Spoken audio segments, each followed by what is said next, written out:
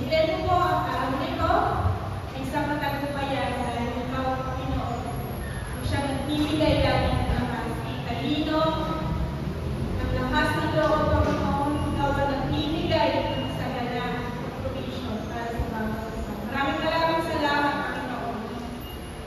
Sa muling tinataas ko po ang iyong pangalan. Pagpupuloy sa iyo, Lord God, ang lahat ng panalangin ito para sa iyo lang. Sa pangalan ni Jesus, Jesus name. Ang lahat po ba ay may mga Bible na? Pwede po ba ilagay natin ang ating mga Bible sa akin?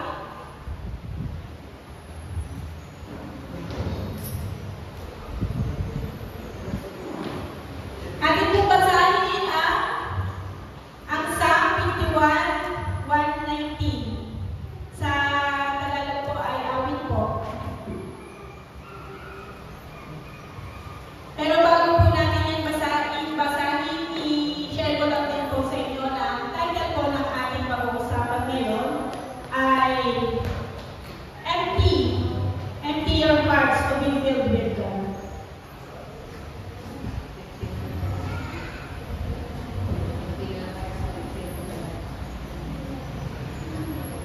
Nandiyan na po ba tayo sa awit 51, 119?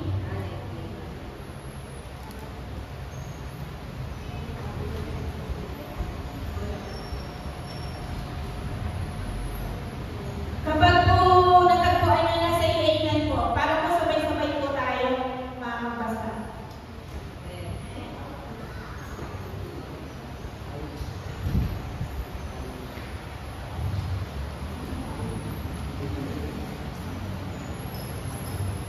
Sabayan niyo po ako sa pagbasa. Ano po? 51, awit 51, chapter 51, verse 1 to 19. Medyo mahaba lang po, pero basahin po natin. Gamit po ang ating mga Bible. Ano po? Maaari po lang sa natin sa pagbasa. Simulan na po natin sa 1 po, ako'y kaawaan. Pwede po sumabay. Ako'y kaawaan ng mahal kong Diyos. Sang-ayon sa iyong magandang loob. Mga kasalanan ko'y iyong pawili. Ayon din sa iyong pag-inig sa akin. Sa tupo, mga kasunod po ba? Inisip mo sana ang aking karumihan at patawarin mo aking kasalanan. Sa tripo, mga pagkakasala ko'y kinikilala, di ko malilimutan, laging alaala. Sa 4 po, sa iyo lang ako nagkasalang tunay at ang ginawa ko hindi mo pinalugdan. Kaya malikatwiran ka na ako'y kulang. Marapat na ako'y iyong parusahan. Sa 5 po, ako'y masama na buhat ng isilang. Makasalanan na ako'y luwal. Sa 6, nais mo sa akin isang pusong kapal. Puspusin mo ako ng punong mong wagas. Sa 7, ako ay linisin, sana mo ay hugasan, at ako'y puputi ng lubos-lubosan. Sa 8, sa galak at tuwa, ako ay pususin, butong nangihinay, muling palakasin. Sa 9 po, ang kasalanan ko'y iyon ang limutin, lahat kong nagawa, masama'y pabili. Sa 10 po, isang pusong kapal sa aking likhain. Bigyan mo, O Diyos, ng bagong damdamin. Sa 11, sa iyong harapan huwag akong alisin. Iyong banal na spiritu'y paghariin. Sa 12 po, ang galak na dulot ng iyong pagliligtas. Ibalik at ako po'y gawin mong tapat. Sa 13, kung magkagayon na, ako'y turuan sa iyo, lumapit ang makasalanan. Sa 14 po, ingatan mo ako, tagapagligtas ko at aking hinahayag ang pagliligtas mo. Sa 15, tulungan mo ako makapagsalita at purihin ka sa gitna ng panlak. Sa 16, hindi mo na nais ang mga handog, di ka nalulugod sa haing sinulog. Ang handog ko, O Diyos, ay karapat-dapat, ay ang pakumbaba, pusong magtapat.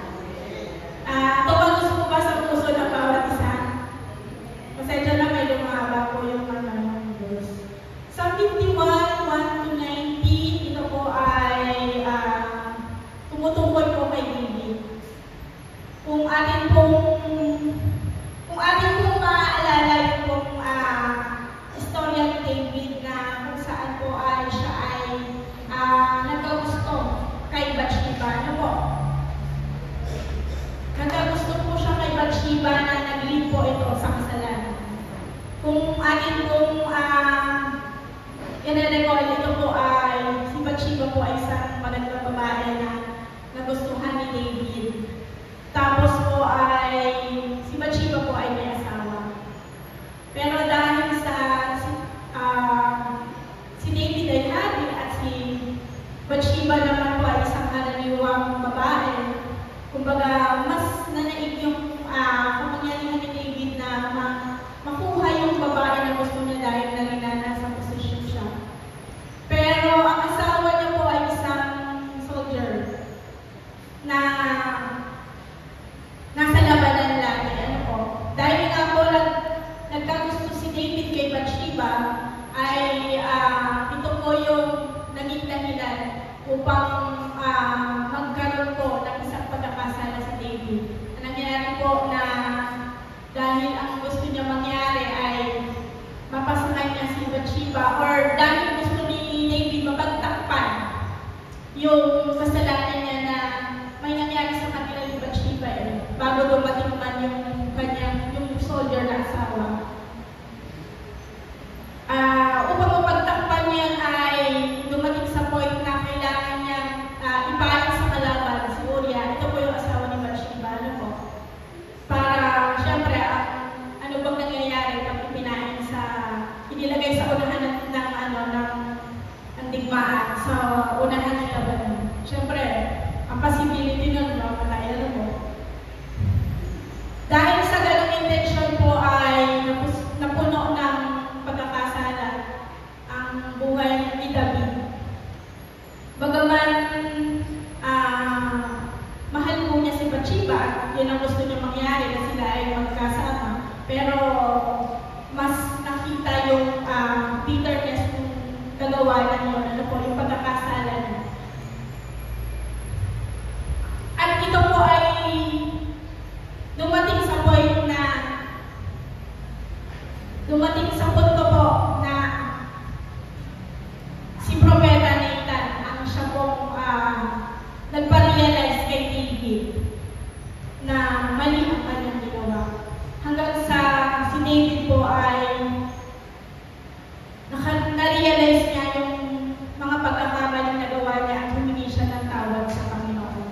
At ito kaya po nag-came out ito sa Psalm 51 kung saan po ay si David ay humingi ng repentance sa Panginoon sa kanyang ginawa.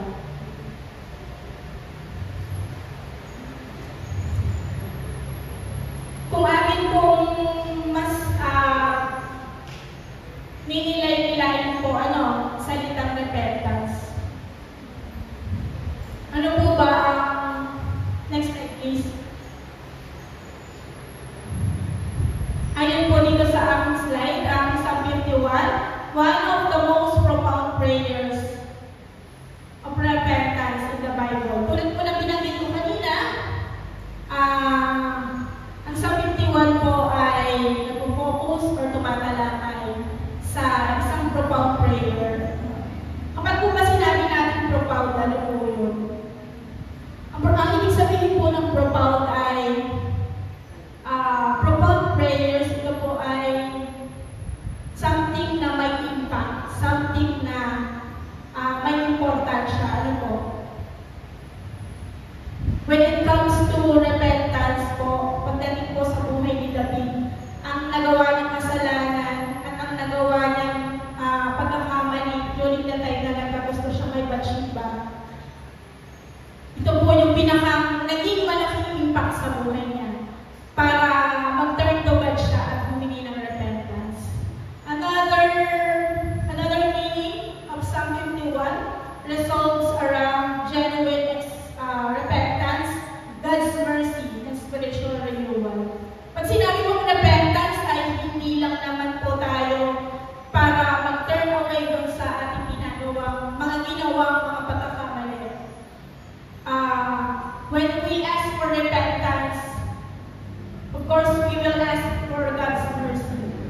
Hindi po natin nakukuha yung essence or hindi po natin yung repentance po ay hindi natin makukuha kung wala po ang mercy ng ating Panginoon. Moreover, yung repentance and God's mercy ay hindi rin magiging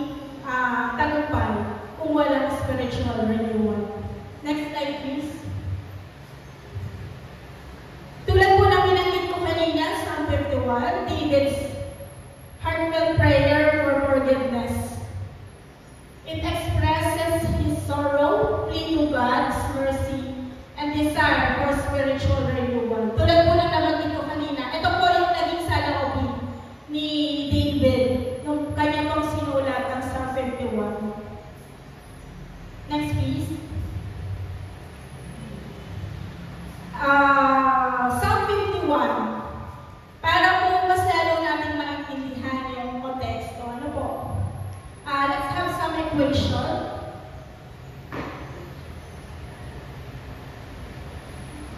We have to express the relationship between love, between Jesus, and between the word repentance. Ano po ba ibig sabihin ng love? Love. Para po sa lahat po ng nagmamahal at nangangatanggap ng bulaklak nung isang araw, para sa inyo po ba, ano pong ibig sabihin ng love? Love is giving. Giving flowers. Love is giving chocolates. Ano po? Para po sa mas malinaw na description ng love, ito po ay pagbibigay po ng pagmamahal na walang inaasahang kapalit. Ano po? And when we define about Jesus, alam naman po natin na si Jesus ang ating pong Savior, ang ating Lord, ang kaisa-isang Diyos na nagmahal sa atin, sa bawat isa sa atin, at tinanggap tayo ng buo-buo, despite of our mistakes, despite of our sins. Ano po? When it comes to repentance po, what comes to our mind pagka narinig po natin yung repentance? Tulad din po ng pinanggit ko kanina, repentance means turning away po sa mga nakasanayan nating mga ginagawa. When we say repentance, it is the act of turning away from sin and we focus ourselves towards God. One more definition, it changes hearts and mind that leads to transformation.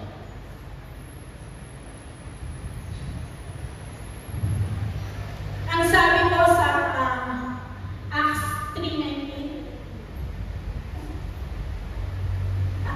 ang sabi ko sa Acts 3:19, ano po?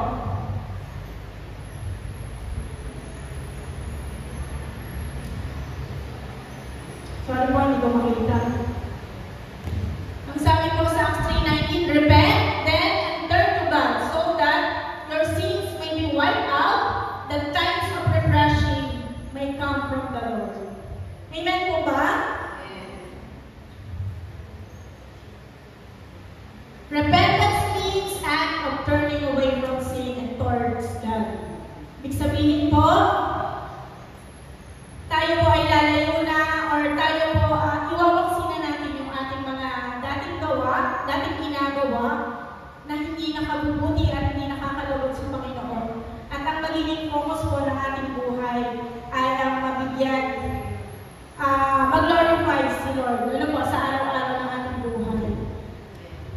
At it changes the hearts and mind. Ibig sabihin po ay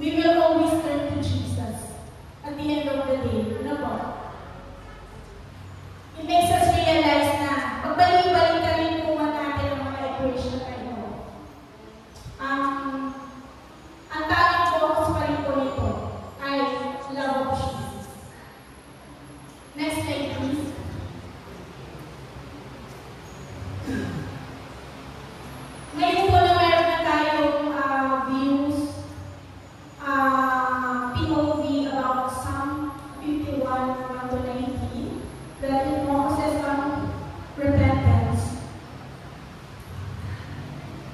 Meron pa rin po naman ako mga idadagdag na mga importanteng bagay upang mas effectively, mas ma-realize din po natin yung kahalagahan nito sa ating buhay. Next slide po.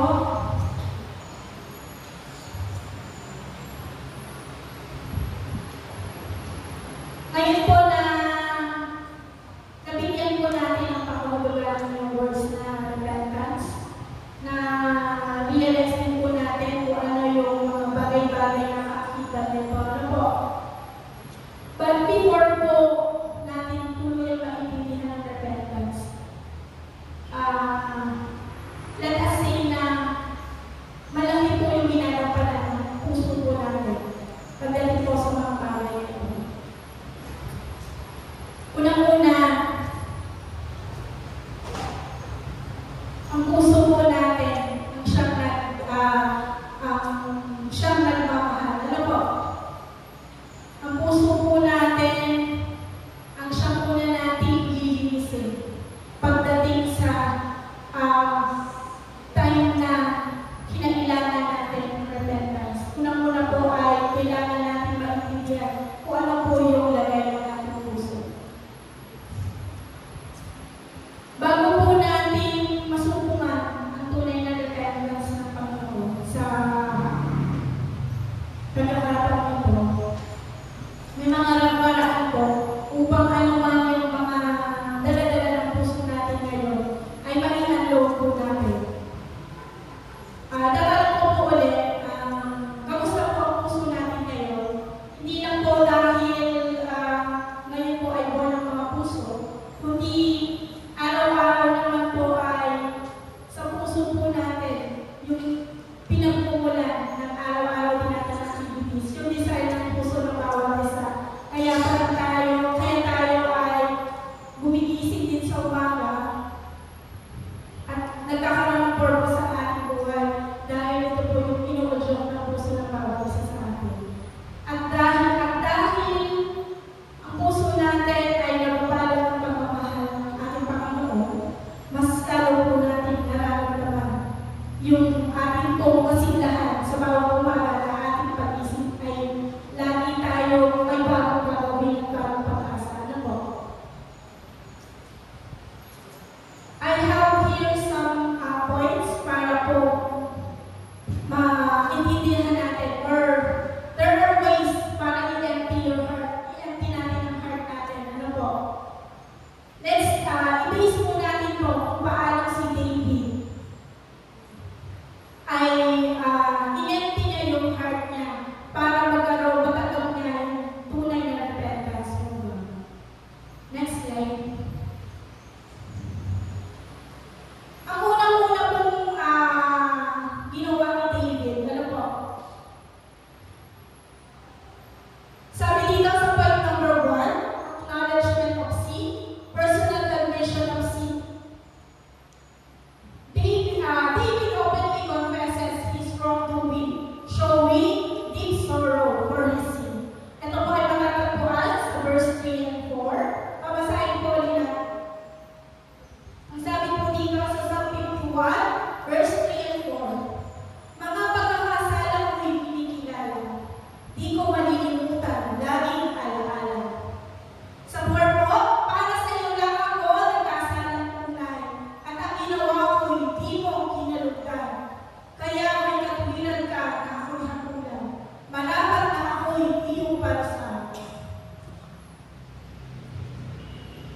Isa po palang paraan para i-unload or i-empty yung puso natin ay i-recognize po natin yung ating kasalanan. Just like what David has done. Ano po? Unang-una in-acknowledge niya, Lord, nagkamali ako. Siya nga naman po, paano tayo hihingi ng tawad kung hindi po natin alam na tayo ay nagkasala?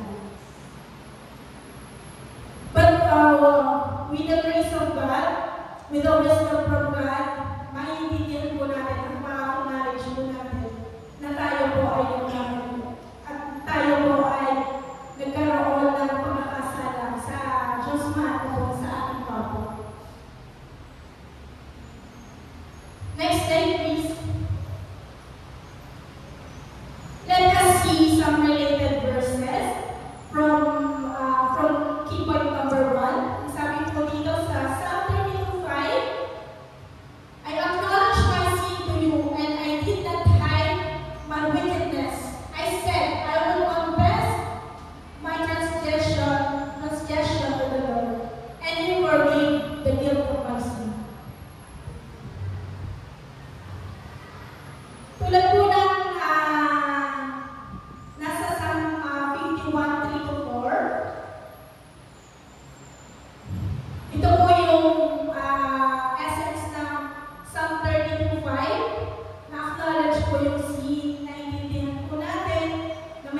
po tayong pagkakamali. Kaya po tayo ay magko-confess sa Panginoon at mag-aas po tayo ng kapatawaran po. At makakaroon po tayo sa ating puso ng guilt. Ano po? Every time po tayo ay nagkasala. Next, please. Other related verse na nagde-define ng acknowledgement para po sa ating kasalanan. Tulad ng ginawa po ng David. 1 John 1:19, if we confess our sins, He is faithful and just and will forgive us our sins and purify us from all unrighteousness.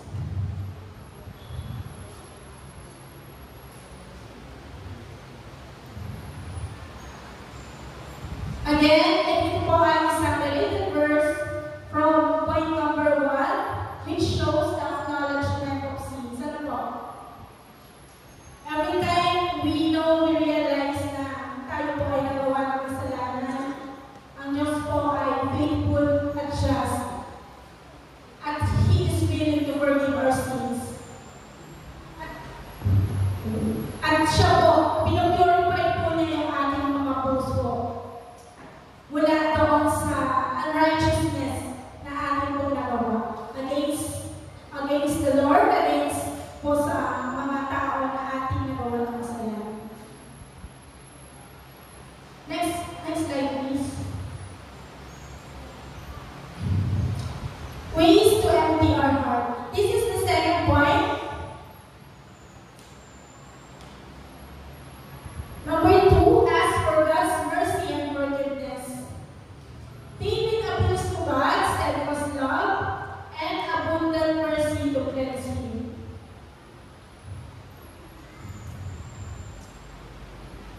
Unang-una, after po natin ma-acknowledge yung sin na nagawa natin, ano po ba yung pangalawang bagay na pumapasok sa isip natin? Ano po? Tayo po ay hihingi ng tawad sa Panginoon. Ihingi po tayo ng awa sa Lord. Tulad lang din po ng ginawa ni David, na siya po ay humingi ng awa sa Panginoon at humingi ng tawad. At hiniling niya na siya po ay linisip sa kanyang pagkakasala. Next slide, please.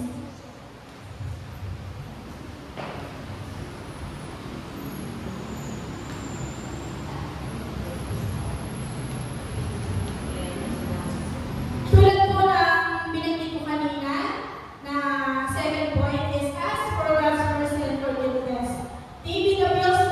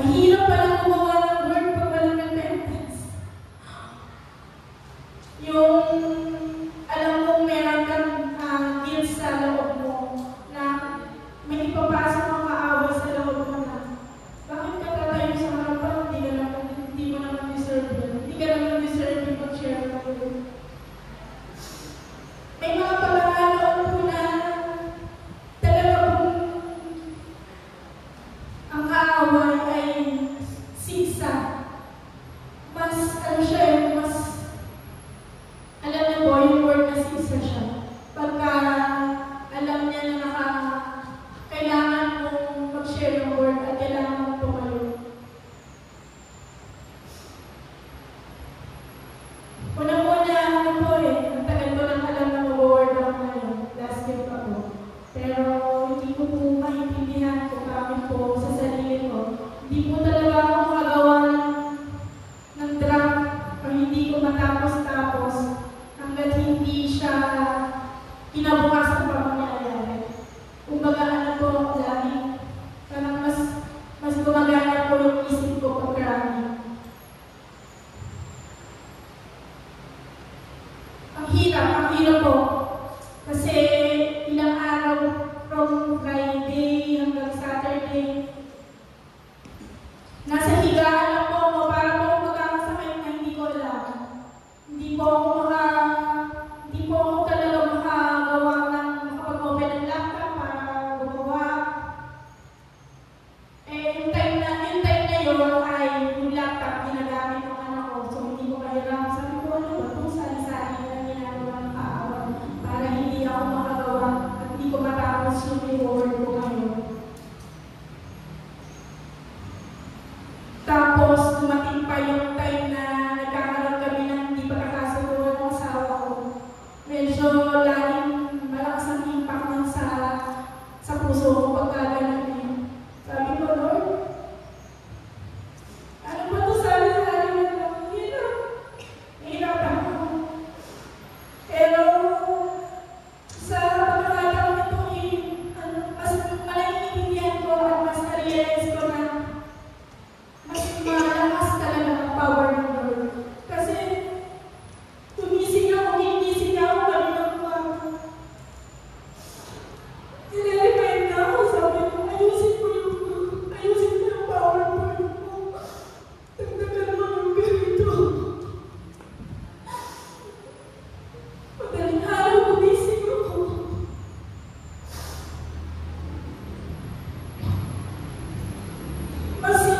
Mas gumagawa ang Lord sa isip ko pag madaling araw. Hindi niya talaga ako hinahayaan na wala akong i-share sa inyo o wala man akong confident na iharap sa inyo yung word na gusto niyang iparating. Binigyan niya ako ng word kaninang madaling araw na nito mga nakaraang araw, kala ko walang gustong iparating ang Lord sa akin. Ang hirap palang hanapin. Ang hirap maintindihan kung ano yung word na gusto nang iparating ng Lord. Pagdating sa time na kailangan tumayo sa harapan. Pero mabuti pa rin ang Lord talaga. Kasi hindi niya hinahayaan na mabalang wala. Yung inumpisahan ko. Ito kasi inumpisahan ko na mga 1 week ago. Pero until kagabi talaga, hindi ko ma-finalize. Sinabi ko nga kay Ma'am Aileen, sabi ko, Ma'am, hindi ko pa rin nakakatapos. Pero gumawa ako ng PowerPoint. Sabi ko, bahala na si Lord.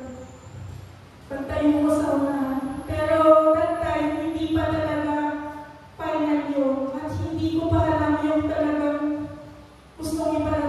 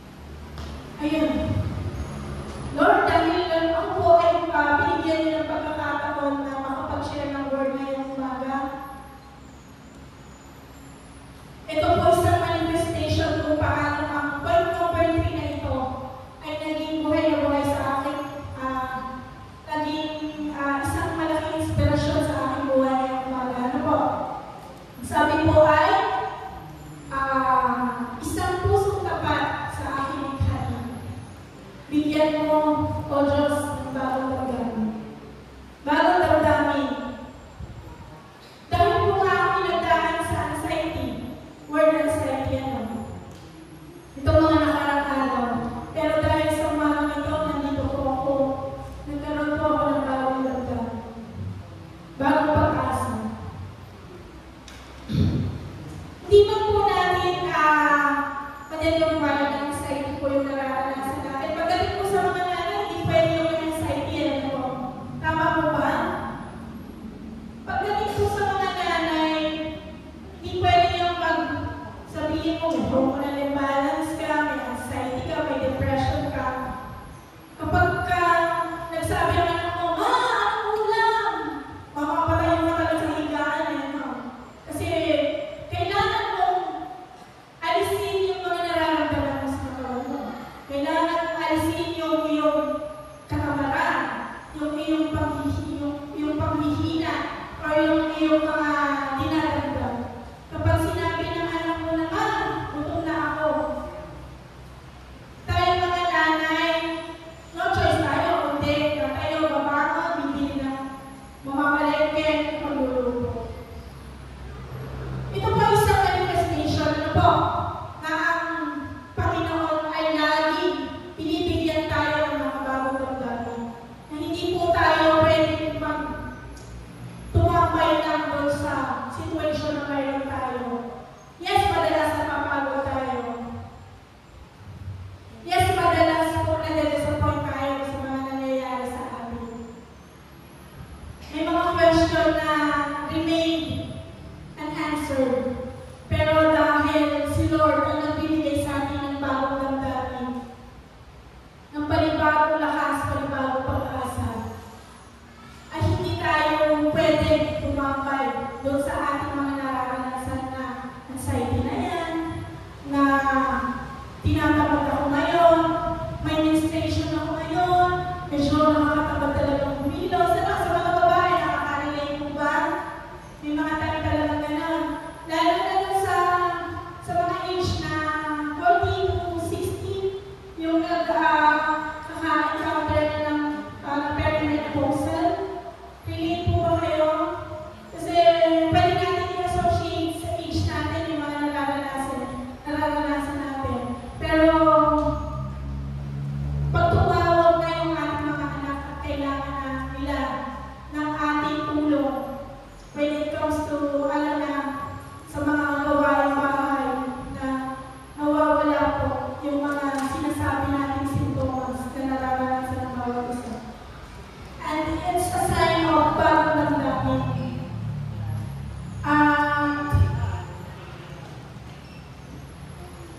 At sabi po ay, sa iyong harapan, huwag akong alisin, iyong banal na spirito'y pag-alin.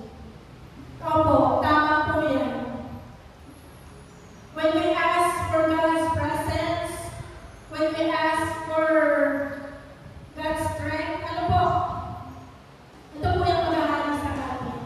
Just like kung ano po yung naranasan ko ngayong bago. Si Lord pa rin po talagang mananalo. Lord, ayoko mag-Lord. Wala akong confident pagdating sa kanya.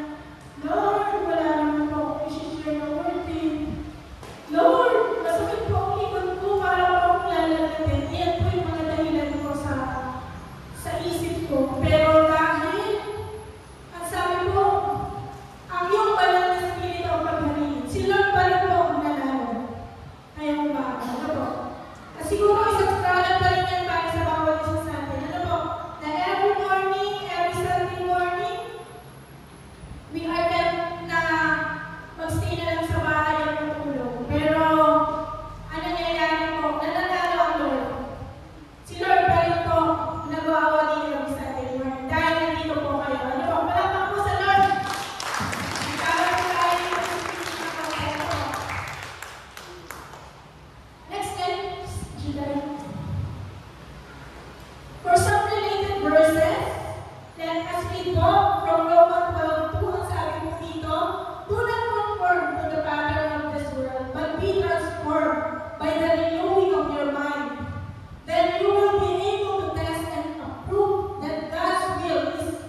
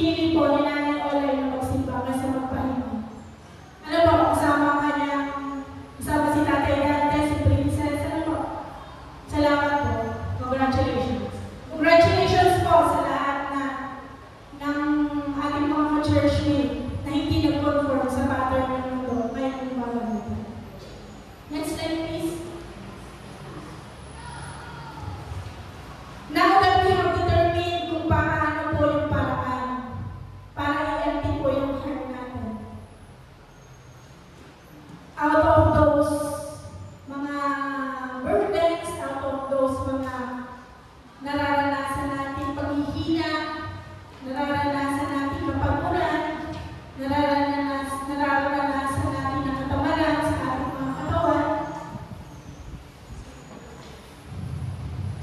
Ngayon naman po ay ma-realize natin kung paano po i-feel ang puso natin. How God can heal our heart.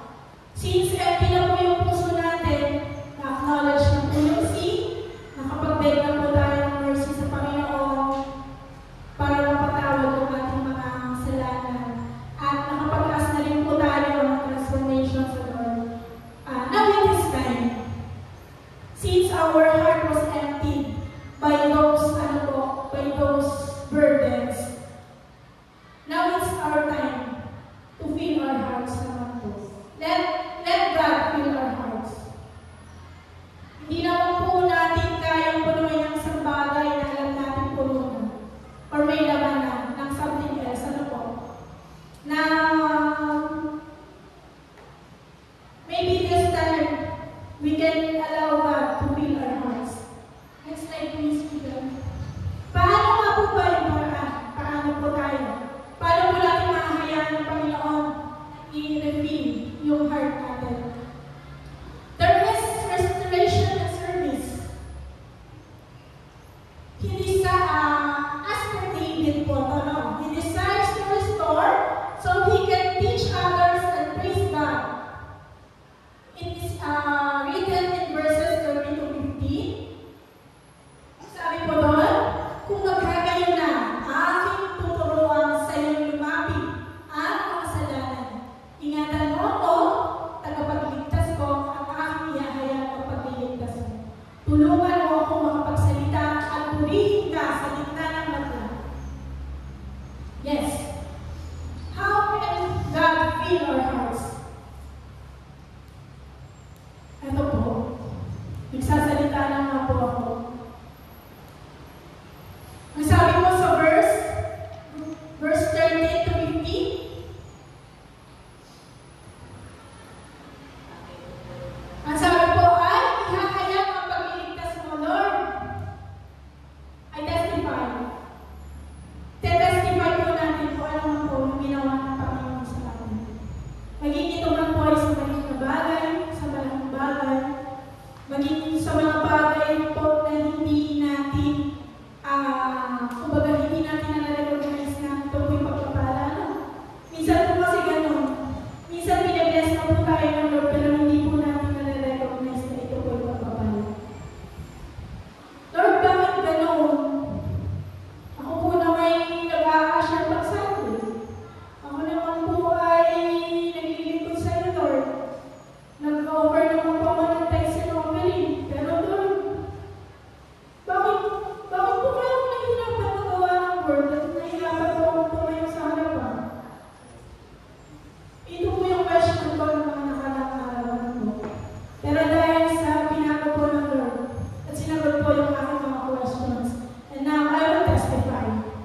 Sabi po ay sa 14, ingatan ang tagapagligtas ko at aking ihahayag ang pagliligtas mo. God has saved me. And I will testify na si Lord ang siyang nagbigay sa akin ng wisdom at courage para tumayo sa inyong harapan ngayong umaga. Ayan po sa 15, tulungan mo ako makapagsalita, purihin ka sa gitna ng lahat. Si Lord po mag-glorify sa buhay po, sa pagkakataon po. Dahil hindi ko po talaga kaya tumayo dito kung hindi dahil sa Panginoon. Next slide, please. How God can fill your heart? Paano po? Sa pagkakataon, through worship. He recognizes that God desires a humble and contrite heart rather than mere sacrifices. Ang sabi ko, 16, hindi mo nalais ang handog. Di ka nalulugod sa haing sinulo. Ang handog ko, O Diyos, na karapat-dapat ay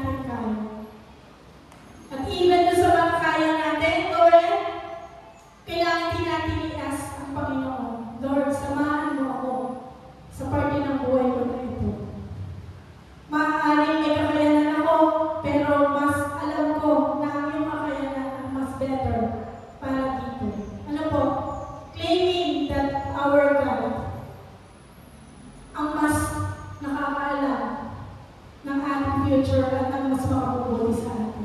Next slide, please. In conclusion to this Psalm 51, thank you, Lord, matatapos na.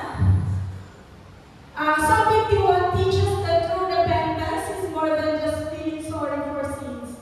It requires a sincere heart that seeks God's mercy, desires transformation, and commits to living righteously. It highlights God's willingness to forgive and restore those who genuinely turn back to Him. Thank you, Lord, sa buhay ni David. Ano po? Isang malaking inspirasyon kung paano ang buhay ni Haring David ay nagbigay ng malaking encouragement sa ating lahat.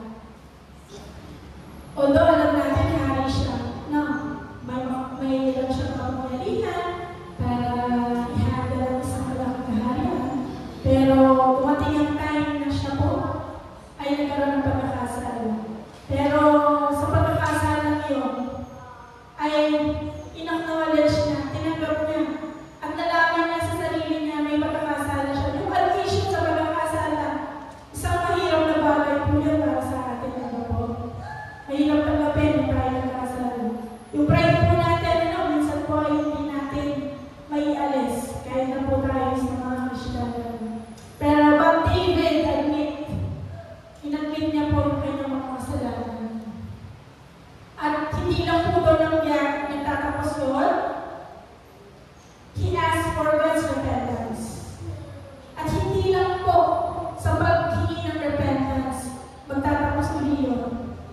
But David asked for transformation. Just like us, we should ask for transformation.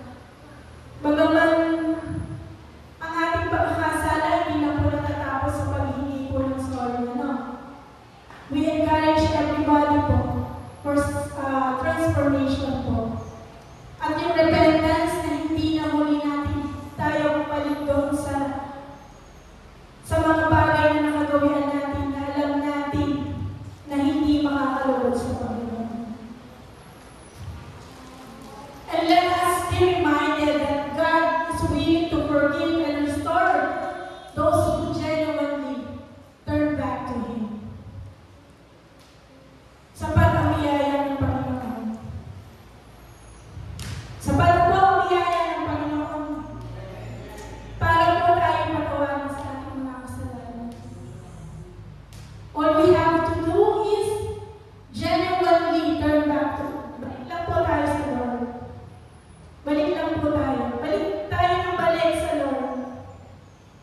Sa kahit na po sitwasyon ng buhay natin, kahit po dumating tayo sa point na natanggap na po natin or na-receive na natin yung ating mga prayer request, balik pa rin po tayo sa Panginoon.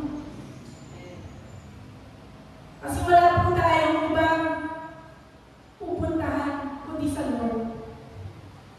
Kahit po mayaman na tayo, kahit po nakatapos na tayo ng pag-aaral, may trabaho tayo stable, balik po tayo sa Lord. Bago po ako mag-end sa aking word for today, gusto ko lang din po pasalamatan sa Lord yung